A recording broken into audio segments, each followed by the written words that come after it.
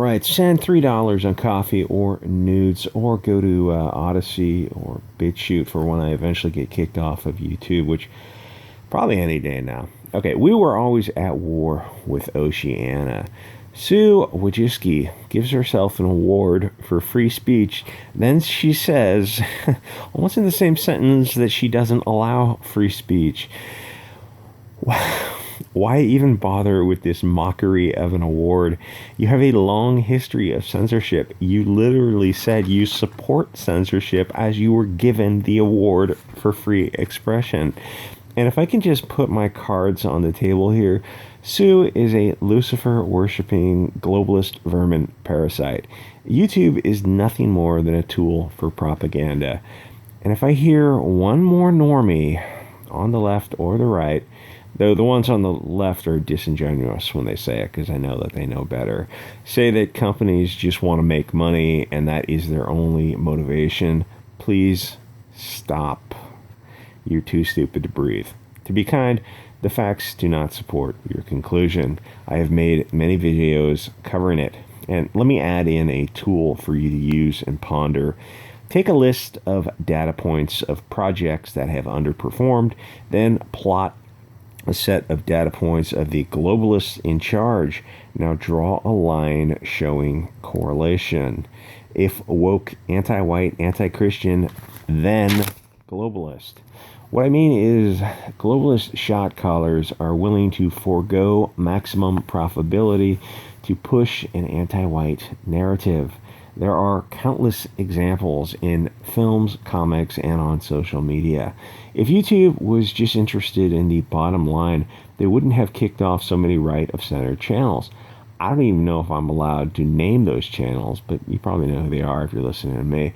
But they all had followers who brought traffic to YouTube. YouTube was willing to lose that money to push a globalist narrative.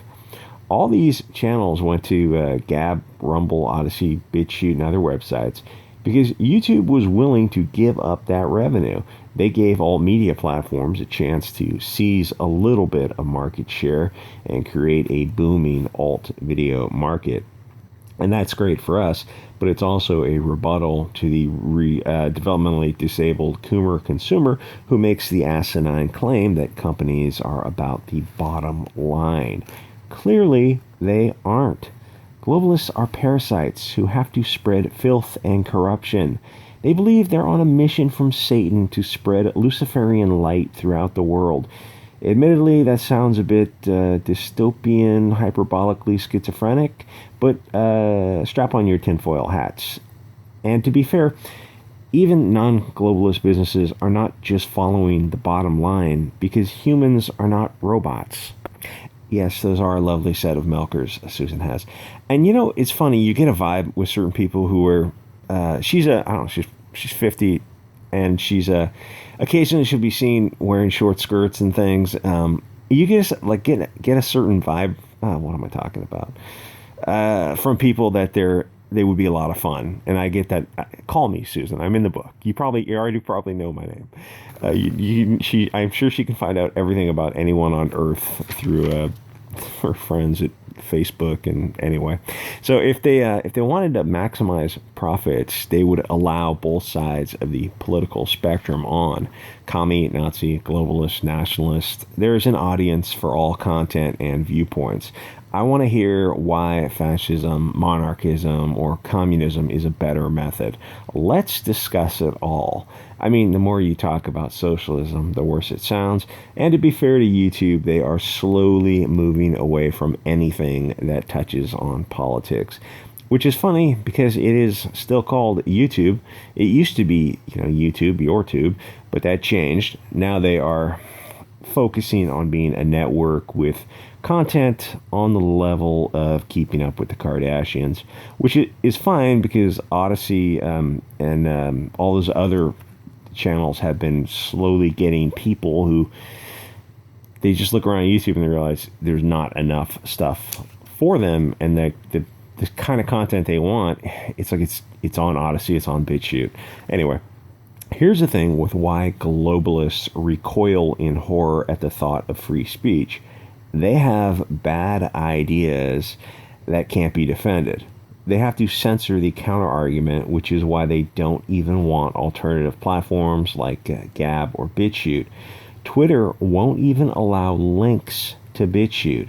They literally don't want their users to think for themselves. They are scared people will reach a conclusion that is wrongthink. Globalists want to control your mind. They do this by bathing you in propaganda from the media and schools nonstop. You get to be 18 and you make statements and beliefs, and then you wonder how you know something. You think back to the insanely far-left cat lady teacher or globalist-owned news channels or whatever. Then you start to see non-globalist sources of information. And you realize the media and schools have been lying to you the whole time.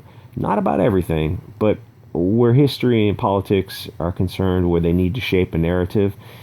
Yeah, and you start to get a feeling for it. Because once you get out of school, they're not stopping you from reading whatever history books you want to read. Once the red pill light bulb goes on, you start to look back at movies.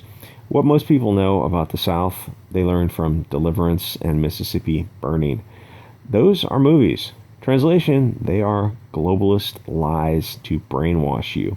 I remember I saw The Killing Fields, then I thought about it post Clown Pill. Watch it for yourself, you'll know what I mean. Or go back and watch World War II films. Once you see it, it starts becoming obvious. It's like when you start paying attention to commercials. When there is a black and white actors, the black will be calm and intelligent, and the white will be stupid and incompetent. You've seen it so often that you don't even stop to think about it. Why'd you get kicked off YouTube? I said I would have sex with the CEO. Oh, I guess that's as good a reason as any. But once someone points it out, it starts to activate the almonds. You start to compare these propaganda commercials with empirical evidence and cultural civilizations, architectural styles around the world. Then you see nonstop commercials with one group of people being too stupid to come in out of the rain, and you wonder who made these commercials. Why are they portraying a situation that is not in accord with reality? That's a good question. There has been alt-left civil disturbances for a year now. So naturally, the globalist media focuses on right-wing militias. Right-wing militias are not dancing on police cars or permanently depriving Air Jordans from retail establishments. The normie sees these news, this insane far-left bias, and wonders if these puppet masters are crazy. No, far from it. They know what they're doing. They're lying to your face because they know that a certain percentage of people are not going to think critically. We're in this weird and very good situation now because we have social media and, more importantly, alternative social media. Though even on the mainstream, you can sneak stuff through, where we can literally play high-definition video clips that show the media is lying to push a narrative.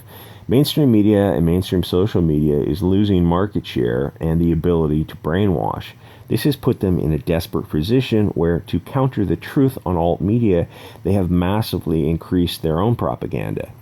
ESPN had to issue a correction where they claimed an unarmed black man was shot. The problem was he was armed on camera, and he admitted it in an interview. So ESPN corrects the statement to say he had a small little knife. But then we take a look at the issue, we blow it up on Twitter and Gab, and you start to get the awakening that the reporter, his editor, and ESPN are globalist propagandists. It only takes a few stories like this, where the media lies without consequences, for you to realize all the fruit is poison because the tree is poison. The media isn't there to report news or even to be profitable. Their primary goal is to push a globalist agenda. Hey, it's not always paranoia. Sometimes they really are out to get you. You can watch a CNN report from CNN's perspective. I saw one where it was kind of a puff piece. A bunch of purse puppies were doing something to push an agenda. But then you go on social media and you see the rest of the story. People were standing around and filming it from the beginning with their phones. CNN producers manipulated the scene from the start. It wasn't entirely fake, but it wasn't the truth. CNN was blatantly caught lying. Now here's the thing. They know people were standing around filming in 2K. CNN didn't care. Now you multiply this by thousands of times. Smartphones and alt media are going to be the death of the mainstream Marxist news, which at one time would be inconceivable. But hey, things change. Anyway, like, comment, subscribe, guys. Support Channel Coffee, PayPal.